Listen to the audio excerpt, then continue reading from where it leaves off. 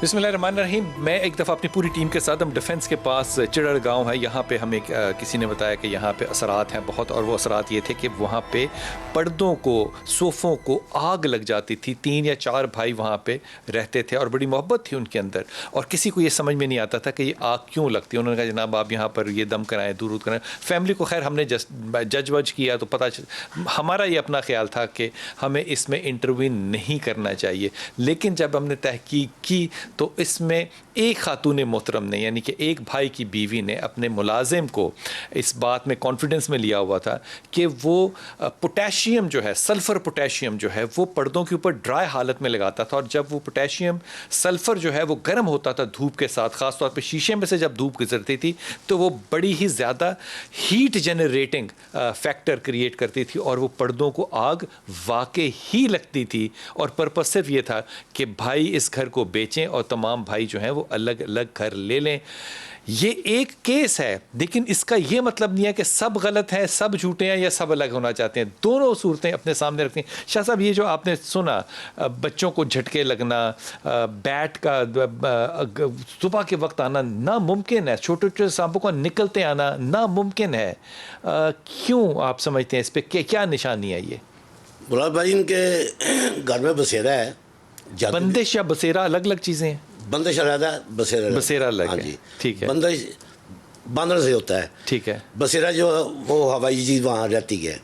ये हवाई चीज़ से मुराद जिन्नात हैं? जिन्नात कोई बदरू भी हो सकती है, जिन्नात भी हो सकते हैं। अच्छा। और चीज़ें भी हो सकती हैं। बहुत कमें पड़ी हुई हैं। मैं अपने भाई से ये पूछना चाहूँगा, जिसके कपड़े काटे जाते हैं, ये गोलाई में काटे जाते हैं, ये जैसे कैंची के साथ काटने लगता है, ऐसे लगते हैं? अच्छा जी, बताइएगा अरशद, ये गुलाई में कटते हैं कि सीधे कैंची में कटते हैं? जी बिल्कुल सीधा है, ऐसे नीचे से लेके घेरे से लेके ऊपर तक गले तक पूरा काट देते हैं। कैंची से कटते हैं या फटे हुए होते हैं? कैंची से जैसे कैंची से कटते हैं। जी शाह जी। ये हवाई चीज़ है जो मौजूद है वहाँ पे। अगर वो कहते हैं कि ये कैंची से नहीं कटते, गोल होते हैं और फटे हुए होते हैं, फिर हवाई चीज़ ना होती? नहीं, वो भी हवाई चीज़ होगी। हाँ, वो भी हवाई चीज़ होगी। कट लगाने वाली और है। नहीं तो ये दर्जी जिन होते हैं जी, ये दर्जी जिन होते हैं? नहीं, दर्जी जिन नहीं होते। हाँ। इनके अपना शोभा, अपना नहीं तो कपड़े काटने का क्या शोभा है? एक होता है, देखिए बोटी निकाल लेना। हाँ। बीच में से वो सालन में से, चल वो तो समझ नहीं आ सकती ना। सालन में से नहीं। हाँ। कपड़े में से बोटी निकाल लेना, यानी कि मैंने ये कमीज पहनी हुई है ना। अच्छा, इसमें से बूटी निकाल लेना, एक जो पैटर्न है वो निकाल लेना, एक पैटर्न निकाल लेंगे, एक पीस निकाल लेना। ठीक। ये अहमदाबाद है। कपड़े वो डिजाइनर जिन होगा? नहीं, डिजाइनर जिन होगा, डिजाइनर जिन नहीं है। ये मुख्तलिफ चीज़ें हैं। ये क्यों, मतलब क्यों करेंगे मुख्तलिफ चीज़ें, क्यों करेंगे? इनके घर में बसेरा है, जिनके घर में बसेरा है, बिल्कुल जीना है इनका। तो ये उनका भी पुराना घर है? उनका भी पुराना घर होगा। तो मुझे नहीं पता, ये सारी चीज़ें जो है ये करके क्या बताना चाह रहे हैं कि आप घर छोड़ दें? हम घर में हैं, ये बताना घर छोड़ दें। घर छोड़ना ये इसका हल नहीं है। अच्छा, वहाँ हल, वो पैगाम क्या दे रहे हैं? ये जो चीज़ें वो ये पैगाम दे रहा, अपना बंदोबस्त करो, जाओ, हम तुम्हारे ऊपर बैठे हुए हैं, ठीक, इधर मौजूद हैं, हम अपना बंदोबस्त करो, अपना बंदोबस्त करो। अली, आप कैसे देखते हैं इस बात को, ये जो मसले बताए इकबाल ने और रशद ने? देखिए, जो इसमें चंद चीज़ें हैं, क्योंकि एक फितरी अमल होता है कि इंसान की फितरत तो लालच वाली होती है। कई मरतबा ऐसे होता है, कुछ लोग मकान अपना फ़रोख्त करना चाह रहे होते हैं और हमसाए काफ़ी अरसे से उस पर नज़र रख कर बैठे और वो ये काम करवाते हैं फिर। और वो इस तरीके से काम करवाते हैं। और जो सा ये करंट 2 बच्चों को लगता है, बकाया को नहीं लगता, इस पर शुबहात हैं। ठीक है। और इसमें क्योंकि इन 2 बच्चों के ऊपर ही ज़्यादा असरात हैं, मुमकिन है कि पूरे घर पर ना हो और इसमें बच्चों पर ही हो, बच्चों पर करंट भी लगता है। ये भी इशारा है कि जिन्नात है।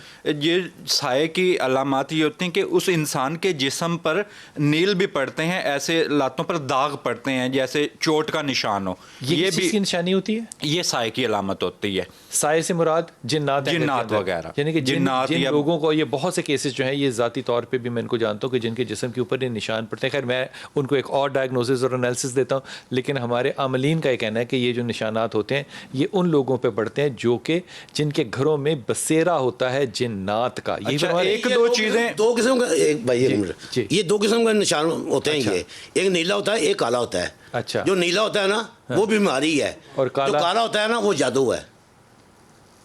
तो नीला कुछ अरसे बाद काला हो जाता है ना, नहीं, जमा हुआ खून? हो ही नहीं सकता वो। अच्छा। उसे दवाई की जरूरत है, उसे दवाई देंगे वो ठीक हो, तो नीले वाला ठीक हो जाएगा, ये निशान काले वाला ठीक नहीं होगा। जैसे में कहाँ होंगे? चेहरे पे, छाती पे, बाजुओं में? छाती में हो, बाजू में होंगे, टांगों में ज्यादा होते हैं। टांगों में ज्यादा होते हैं। अच्छा, हाँ इसमें जी। चंद चीज़ें और मैं आपको बताना चाहूँगा कि ये पूरे घर पर होने की और अलामत होती हैं, किसी एक फर्द पर होने की एक अलामत ठीक, होती घर है। पे होने की क्या अलामत होती है? घर पर यानी कि अक्सर उस घर में जो खवातीन हैं, जैसे मैंने पहले बताया भी, हमल उसके ज़ाया हो जाते हैं।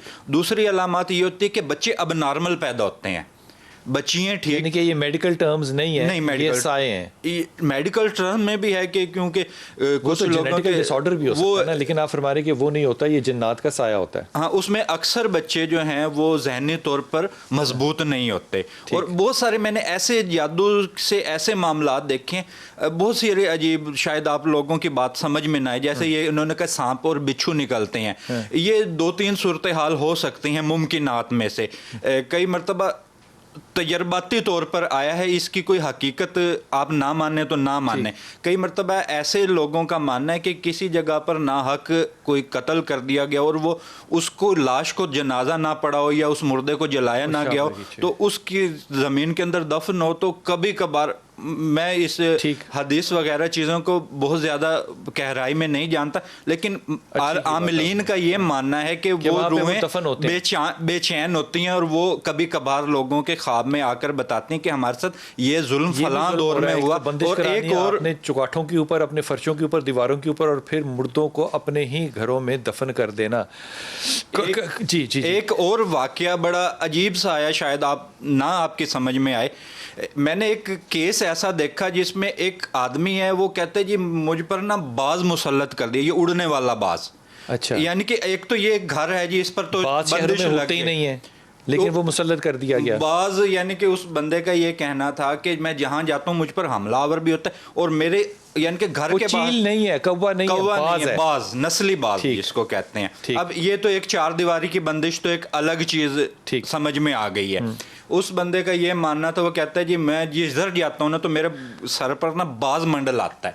अच्छा। और तकरीबन वो उसका कहना था कि ये 2 साल हो चुके हैं मुझ पर ये जो बाज है ये गर्दिश करता है ऊपर, और कभी कभार हमलावर भी होने की कोशिश करता है। और वो बंदा बहुत ज्यादा इस मामले में खौफजदा, यानी कि ये मुख्तलिफ सूरतें हो सकती हैं। पहुंचता है, ज़हनी नुकसान पहुंचता है, जिसमें मेंटली तौर पर बंदा डिस्टर्ब हो जाता है। बंदा सोचता है पता नहीं मेरे पर जादू है, या मेरे घर पर जादू है, मेरे बीवी बच्चों पर है, या मेरे कारोबार के मुतालिक। मैं परवीन आपा से भी राय ले लूं। परवीन आपा, ये जो आपने राय सुनी इकबाल भाई की और अरशद की, आप इस बारे में क्या फरमाइएगा कि आपको क्या लगता है?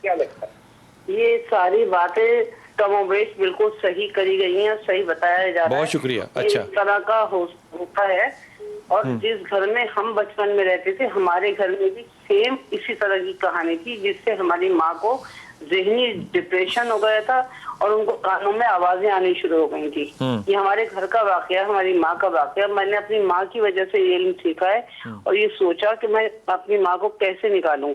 तो वो तो खैर मर चुकी थी, अब मैंने इल्म सीखा जब मैं बड़ी हुई तो मगर मुझे समझ में आ गया कि अम्मी को हुआ क्या था, मेरी माँ को हुआ क्या था। उनको आवाजें आती थी, नीले धब्बे पड़ते थे जिस्म पे, और ना मुख्तलिफ किस्म के कीड़े निकलते थे, छोटे छोटे सांप निकलते थे, बिच्छू निकलते थे, पता नहीं क्या क्या उनको होता था। उनको कानों में आवाजें आती थी और कोई उनके हाथ पैर मोड़ता था, मोड़ता था, तकलीफ पहुंचाता था।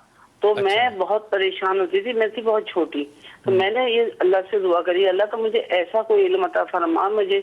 और मुझे स्कूल नहीं पढ़ाते थे मेरे घर वाले, तो मैंने बहुत मेहनत से अपनी माँ के लिए सारा इल्म सीखा और समझा। तो आज मुझे पता चलता है कि वो सच कहती थी, ये ऐसी चीजें हैं।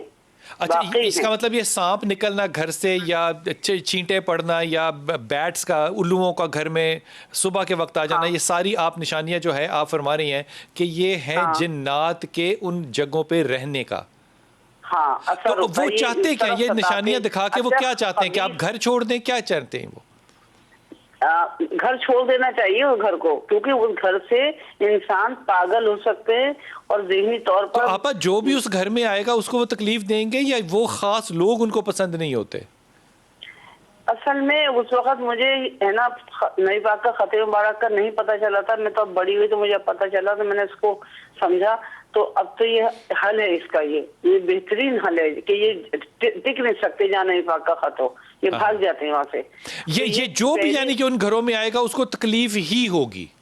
हाँ, तकलीफ इसी तरह की देंगे, अजियत देंगे, उसको जीने नहीं देंगे, पागल कर देंगे। उसकी कम से कम ये समझ ले, बाल नोचते हैं, जिस्म की खाल खींचते हैं, सोते में चुटकियां लेते हैं, यानी आदमी को बेआराम कर देते हैं। और एक हमारे घर में तो एक फैमिली थी पूरी, अम्मी को तो बहुत परेशान किया। मैंने अपनी माँ की वजह से तो इसमें आई हूँ कि मेरी माँ को हुआ क्या था, अब समझ में आ गया सब कुछ।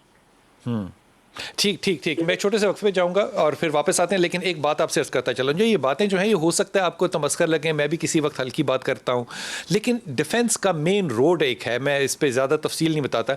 वहाँ पे पिछले 30 साल से मैं ये घर देख रहा हूँ, 30 साल से उस घर के अंदर कोई मुकीम नहीं है, ना वो घर बिकता है, ना ख़रीदता है, ना मालिक वहाँ रहते हैं। वहाँ पर सिर्फ जुमे रात को मस्जिद से बच्चों को मैंने कई दफ़ा जाते हुए देखा, वो जाते हैं और कुरान पढ़ते हैं।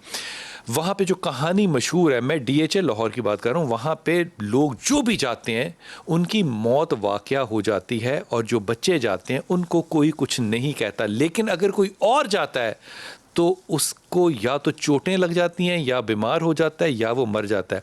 ये हादसा कहाँ तक ठीक है मुझे नहीं पता है, सच और झूठ, लेकिन पिछले 30 साल की स्टैटिस्टिक्स ये कह रही है कि वो मतलब 20-30 करोड़ रुपए का घर जो है वो खाली पड़ा हुआ है, और उसमें जाने का कोई भी रिस्क नहीं लेता। वक्फा लीजिए, वापस आते हैं।